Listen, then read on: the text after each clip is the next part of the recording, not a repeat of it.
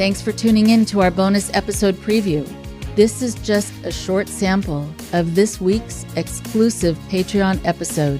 You can hear the episode in its entirety by becoming a member at patreon.com/IndoctriNation, where you'll gain access to all of our exclusive episodes and merchandise.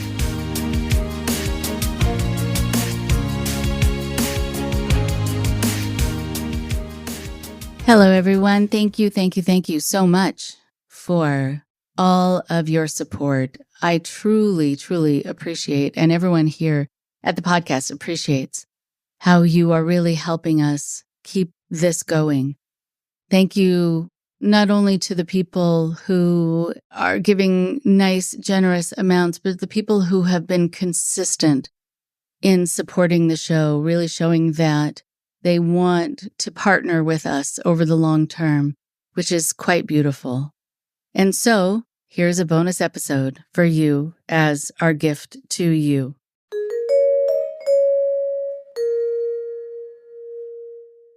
There is an expression that some people have heard of, some people know about, and others might not have heard about it, or they may have heard some of my guests mentioning it. And I want to be able to talk about it because it's one of these latest terms that I think is actually a very helpful one. You know, I kind of rally against a lot of very popular terminology that is more kind of new agey and kind of, I don't like it, kind of annoying. And every once in a while, though, there is this term that comes out that really has good science behind it, that really is something that helps you be aware of yourself in a certain environment, in a certain occurrence, and also helps you look at things that can happen in society and give an acronym to it, give a way of looking at it. So this expression is called DARVO, DARVO. And even though it has 5 letters, it's split up into 3 parts. The D for DARVO is deny. That's when the abuser or the person who's manipulating you, doing something to you, denies their harmful behavior or downplays it as being legitimate in its severity at all. And by denying it, also, they reject any kind of responsibility and refuse to acknowledge any kind of wrongdoing. This is very much connected with gaslighting. What? No. Or if they do realize they did do something, but they still don't want to admit that it was bad, they'll get into the, oh, you must have misunderstood, or, what I said wasn't so bad. Oh, come on. Then the A in DARVO is attack. So after denial, the D in DARVO, the abuser then goes on the offensive.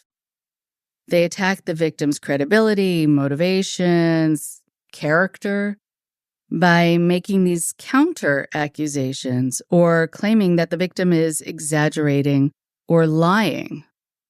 There are a lot of people who like to get away with things that will call the person they abused a liar, or sometimes they go farther to call them a pathological liar.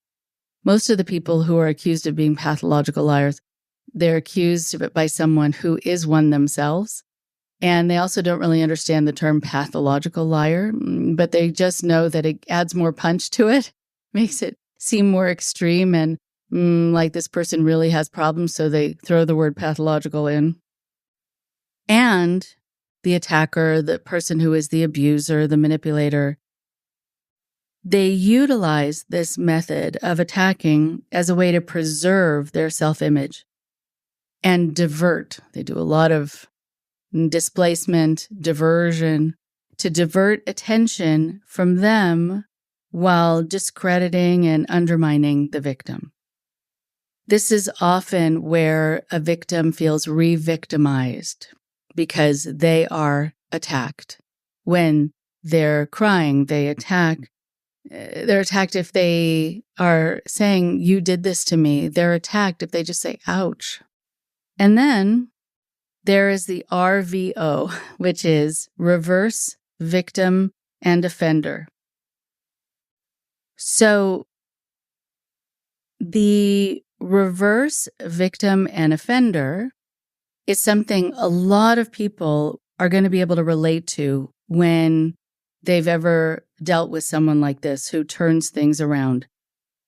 It is a very effective way of making someone sometimes more confused than anything else and not knowing how to respond because they're now being blamed.